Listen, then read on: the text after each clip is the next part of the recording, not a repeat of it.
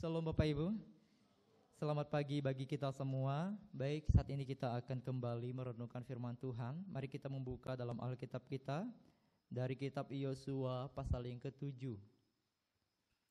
Di sini ayatnya cukup lumayan panjang. Kita akan membacakan dari ayat 16 sampai ayat yang ke-21. Kita akan membacakan firman Tuhan ini secara responsori ya. Saya ayat yang ke-16, Bapak Ibu Saudara-saudari ayat yang ke-17. Sudah mendapatkannya? Ya. Saya akan bacakan judul perikop di atas ialah dosa dan hukuman akan. Saya akan membacakan ayat 16, nanti Bapak Ibu ayat yang ke-17. Keesokan harinya bangunlah Yosua pagi-pagi, lalu menyuruh orang Israel tampil ke muka suku demi suku, maka didapatilah suku Yehuda.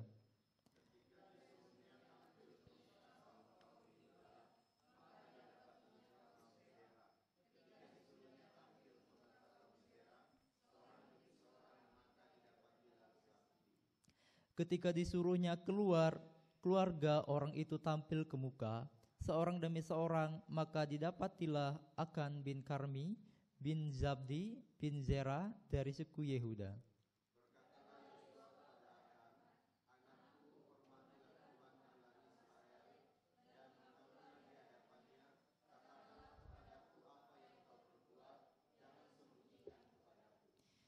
Lalu Akan menjawab Yosua, katanya, benar, akulah yang berbuat dosa terhadap Tuhan, Allah Israel, sebab beginilah perbuatanku.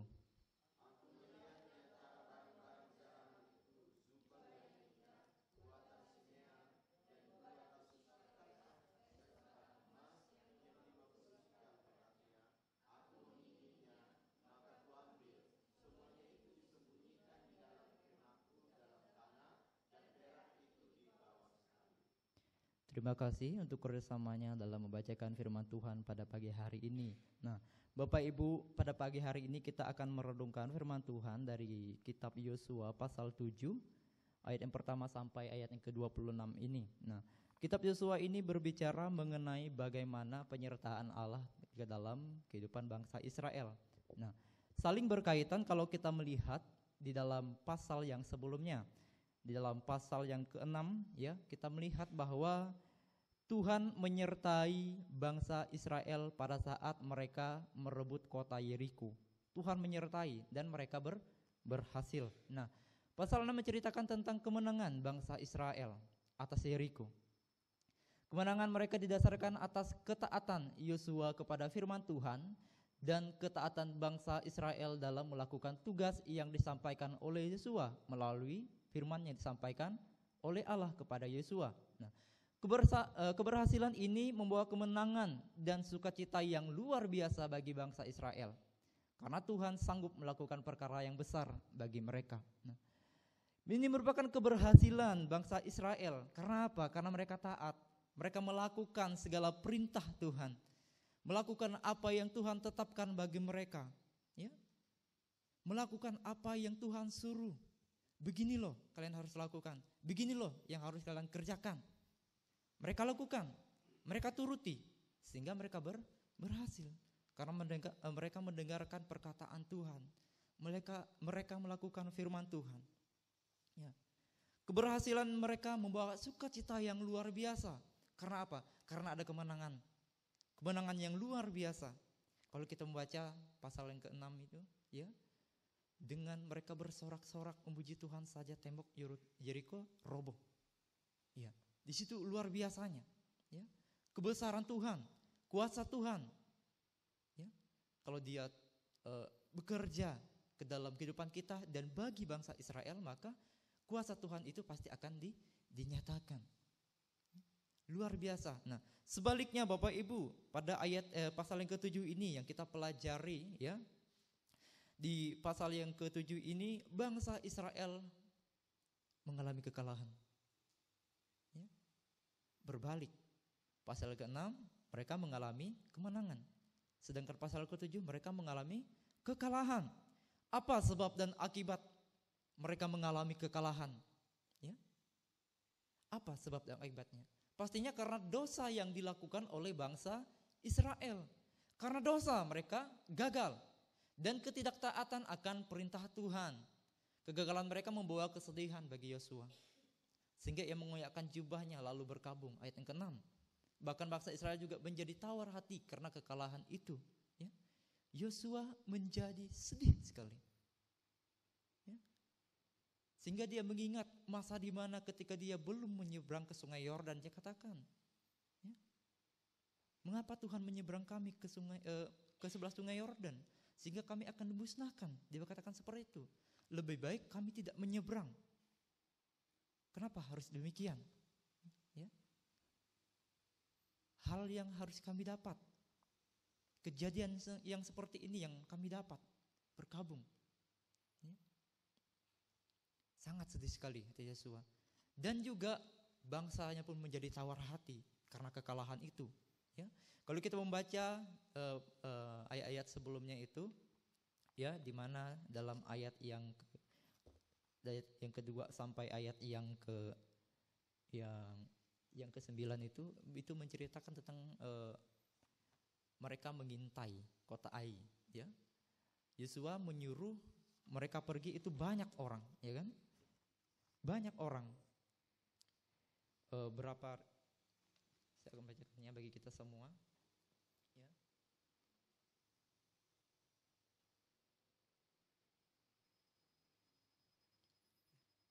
Yosua meminta kepada orang-orang dari Yeriko itu untuk pergi ke Ai, menyerang bangsa itu dengan orang-orang yang sudah disiapkan oleh Yosua. Namun, ya, mereka meminta supaya jangan banyak orang datang ke sana. Karena Ai ini adalah kota yang kecil, ya, kota yang tidak banyak orang, ya.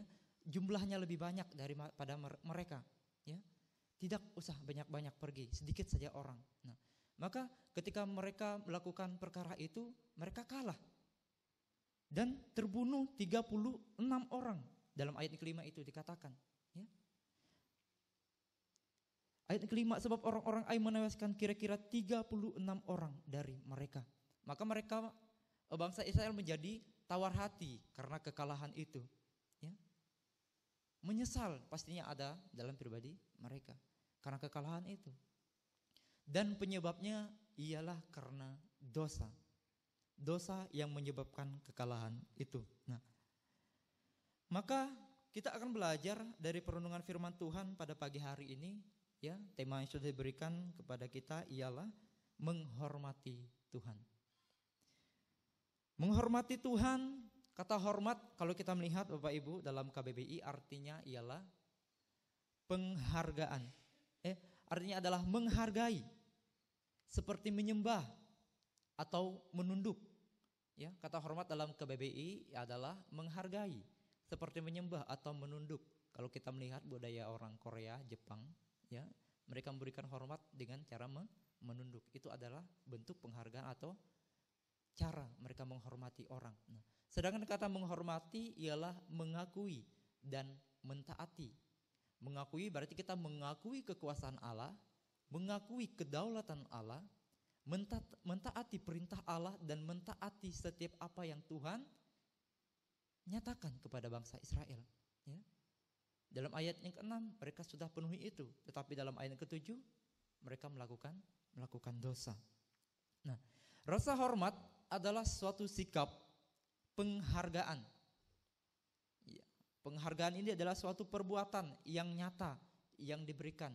Seperti kalau kita melihat, kalau pada saat ada melakukan kejuaraan seperti itu, ya pastinya akan diberikan medali, kado, piala, ya, gelar, sertifikat dan pita dan lain-lain sebagainya, ya. Itu bentuk penghargaan dalam bentuk perbuatan yang diberikan. Nah, namun kalau kita melihat dalam Roma pasal 12 ayat yang pertama, saya bacakan bagi kita semua. Karena itu saudara-saudara, demi kemurahan Allah aku menasihatkan kamu supaya kamu mempersembahkan tubuhmu sebagai persembahan hidup yang kudus dan yang berkenan kepada Allah, itu adalah ibadahmu yang sejati. Nah, rasa hormat itu adalah bentuk dari penghargaan kita kepada Tuhan. penghargaan yang mungkin luar biasa yang kita berikan.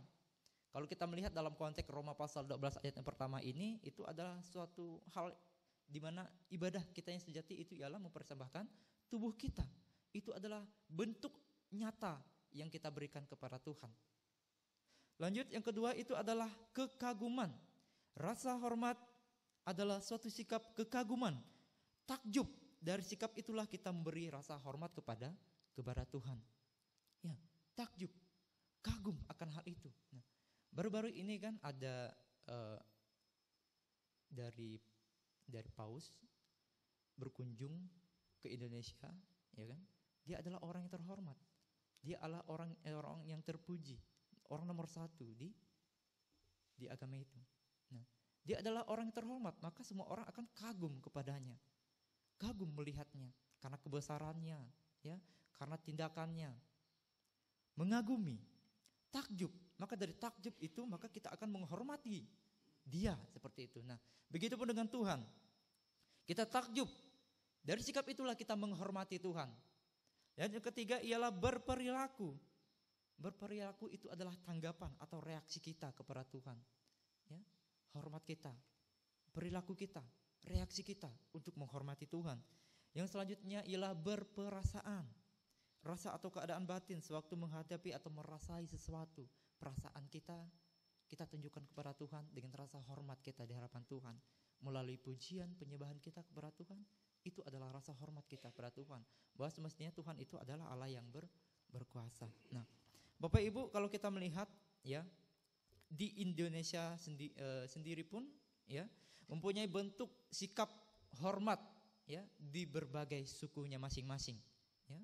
Bagaimana cara menghormati orang tua, bagaimana cara menghormati sesama, bahkan cara menghormati budaya itu sendiri, memiliki cara tersendiri, ya kan? Berbagai macam cara untuk bisa menghormati orang tua, atau bagaimana menghormati budayanya. Nah, rasa hormat adalah perilaku yang penting, yang baik untuk dibudayakan. Di dalamnya ada suatu sikap positif yang tercipta dari rasa hormat. Itu adalah perilaku yang baik, yang positif, yang bisa kita ajarkan kepada anak-anak. Ya, rasa hormat itu.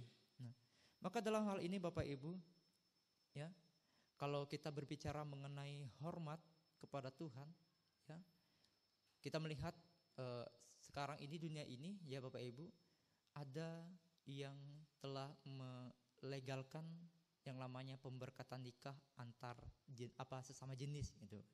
Iya. Kalau kita melihat itu, apakah dia menghargai Tuhan atau menghormati Tuhan? Sedangkan dalam penciptaan Tuhan menciptakan Adam dan Hawa, yaitu perempuan dan laki-laki. Nah, sedangkan dalam kasus ini ialah ada orang yang telah memberkati pasangan sesama jenis. Ya. Apakah itu adalah perintah Tuhan? Kan tidak.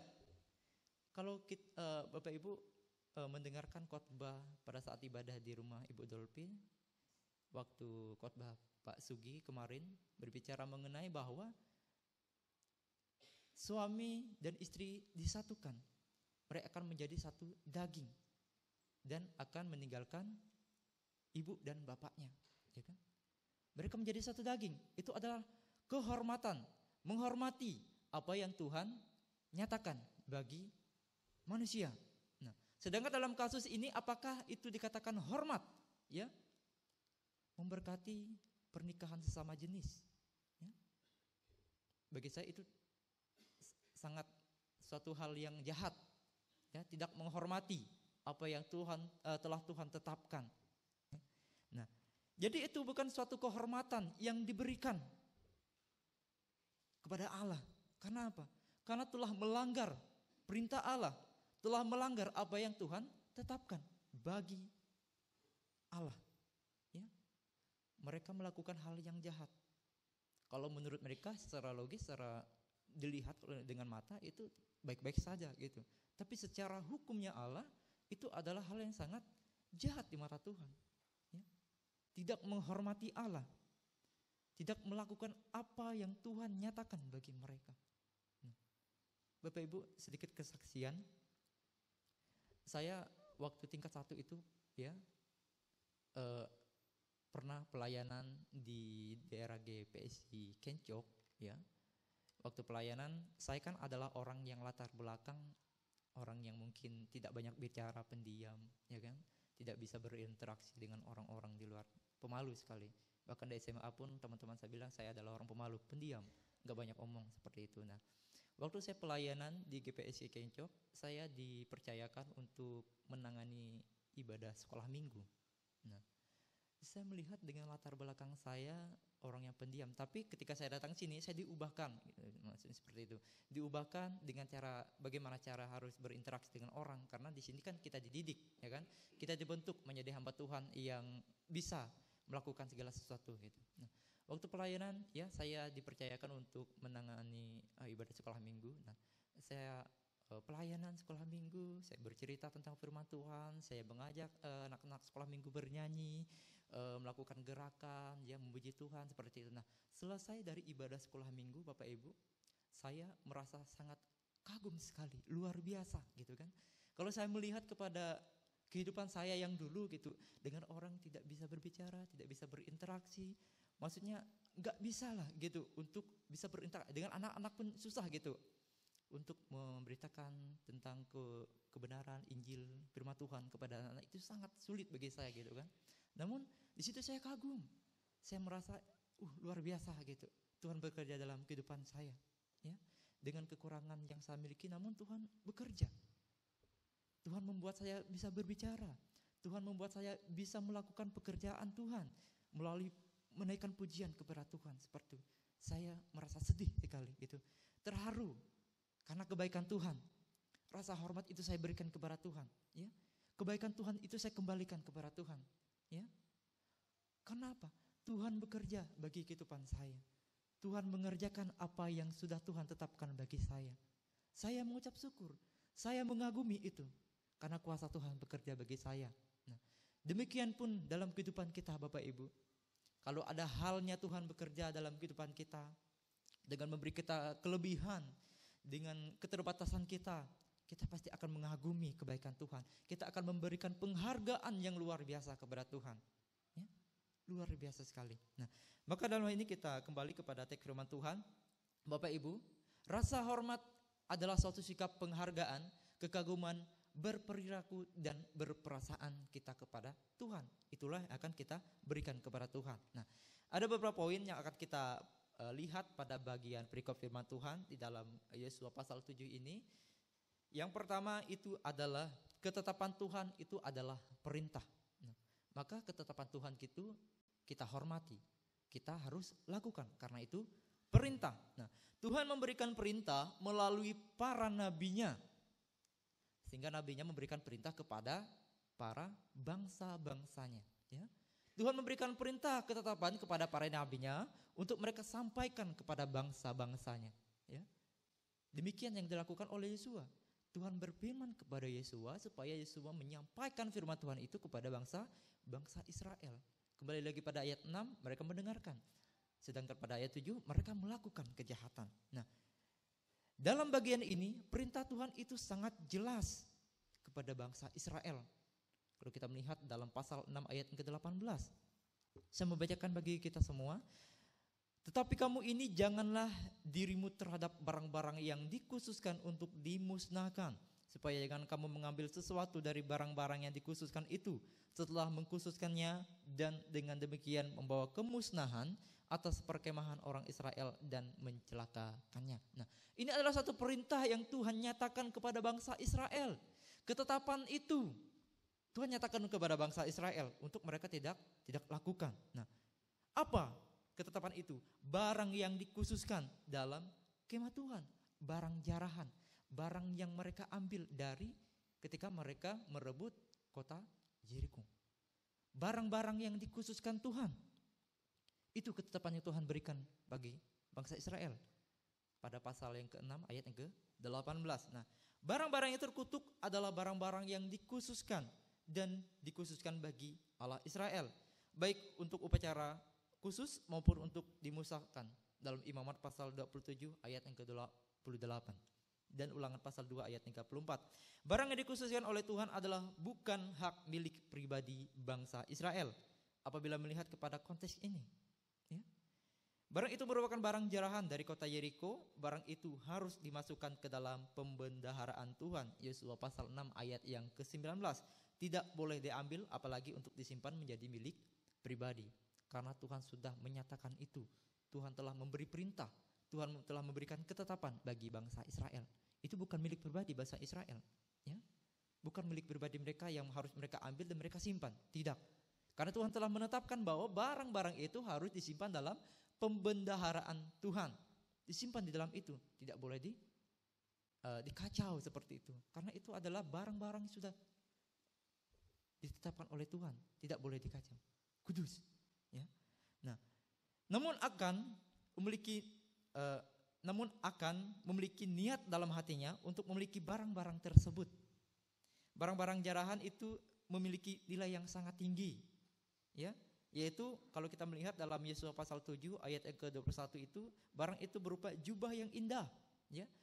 200 sikal perak dan sebatang emas yang 20 sikal beratnya. Ya. Yosua pasal 7 ayat yang ke-21 itu adalah barang-barang yang memiliki nilai yang sangat tinggi, ya kan? Jubah yang sangat indah, ya. Ayat yang ke-21, aku melihat di antara barang-barang jarahan itu jubah yang indah buatan Sinear dan 200 sikal perak dan sebatang emas yang 50 sikal beratnya. Aku menginginkannya, ya.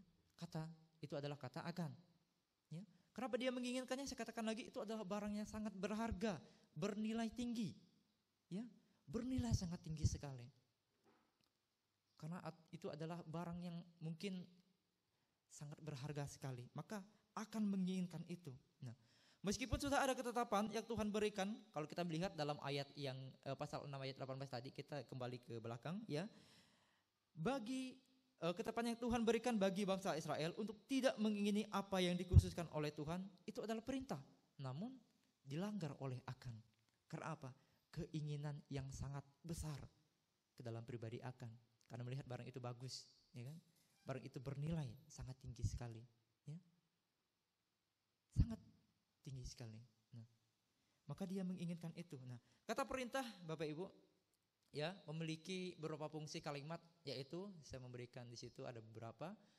Ialah memberi perintah, memberi komando, memberi larangan, memberi ajakan, tuntunan, dan pembiaran. Nah, maka dalam perikop ayat yang ke pasal 6 ayat ke-18 itu, dalam perikop itu ialah perintah larangan dari Tuhan yang tidak boleh dilakukan oleh bangsa Israel.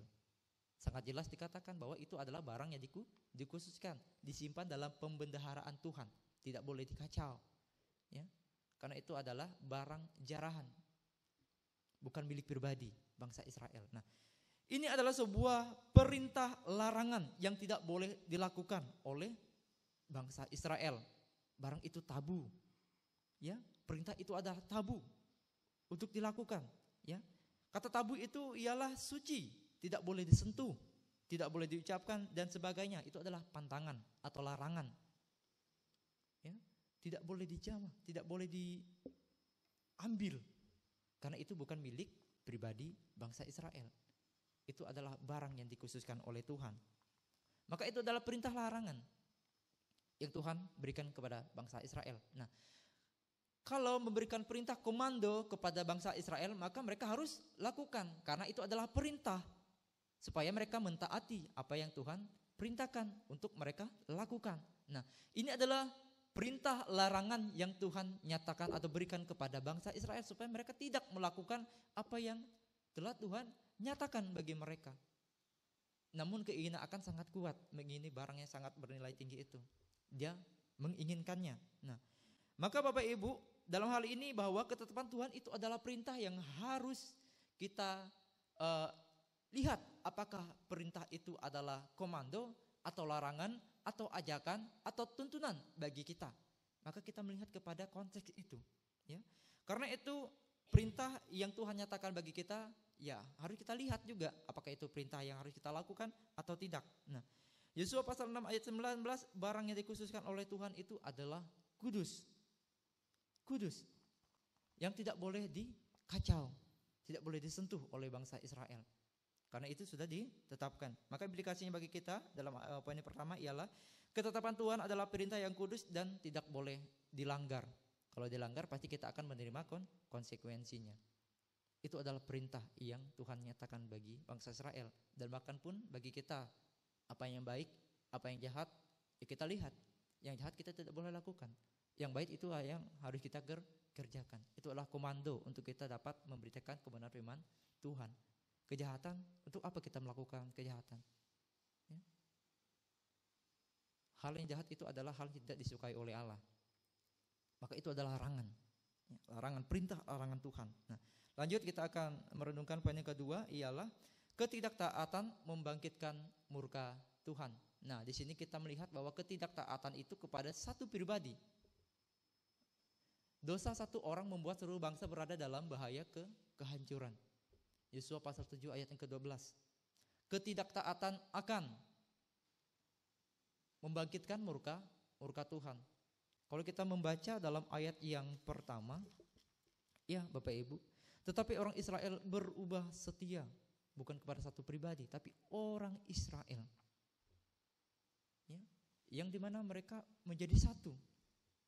Orang Israel, bukan kepada satu pribadi, tapi yang melakukan kejahatan itu adalah satu orang, yaitu Akan mengambil barang jarahan itu dari kemah Tuhan untuk dia miliki.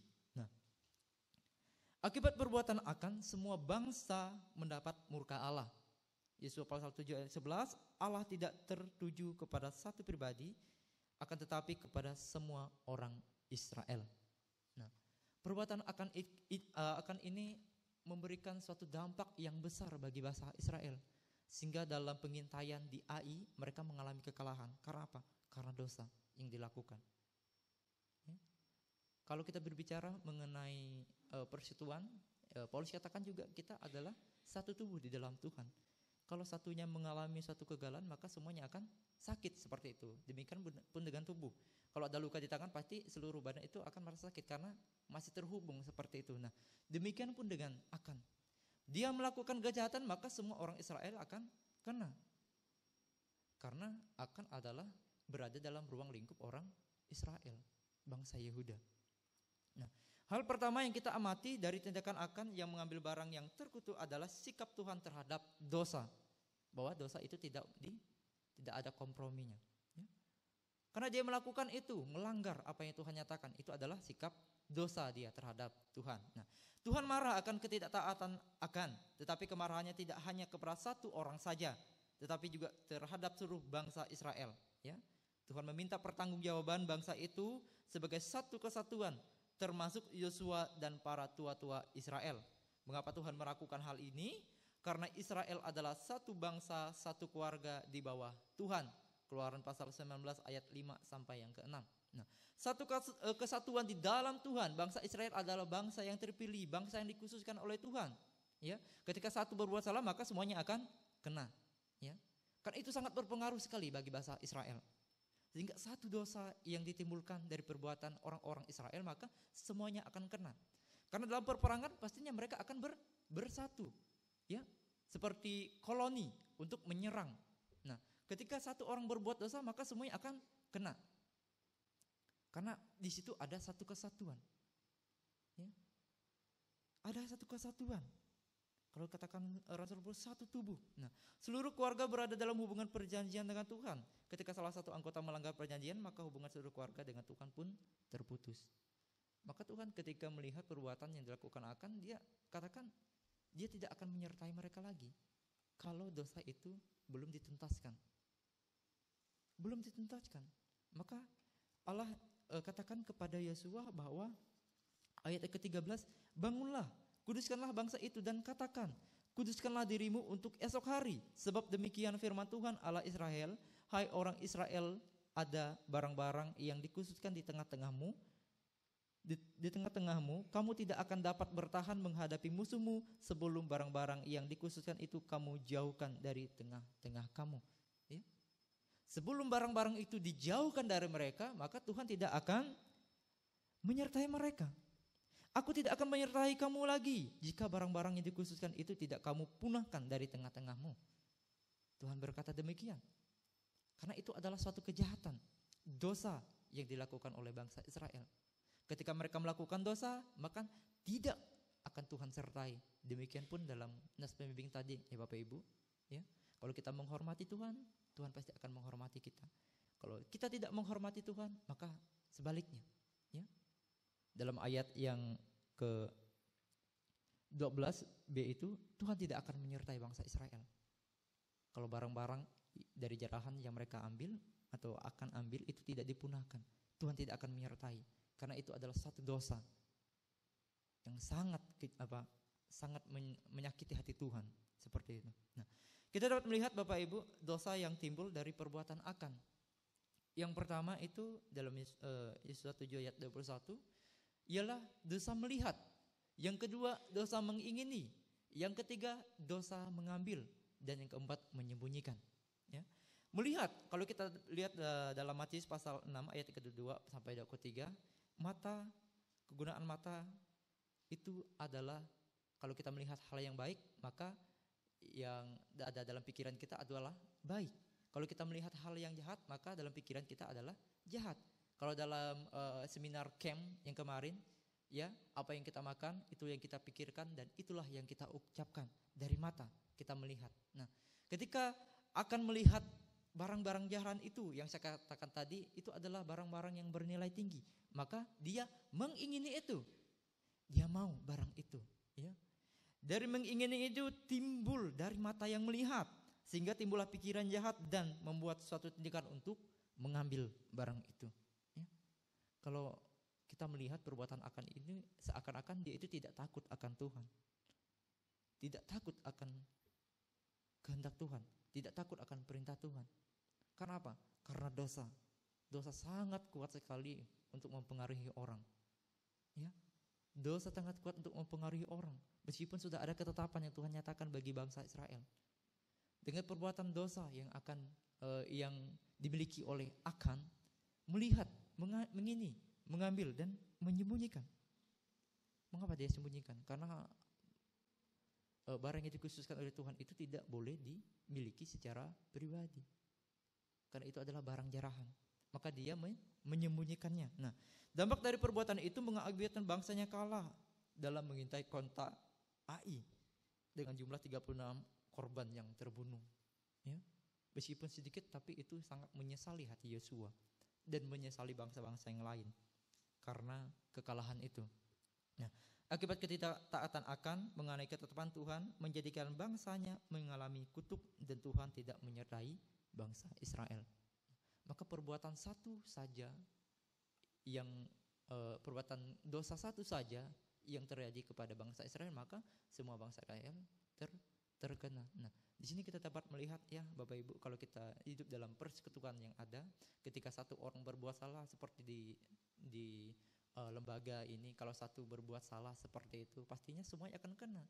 Nama siapa yang akan tercemar? Nama sekolah, ya kan? Satu berbuat, maka semuanya kena.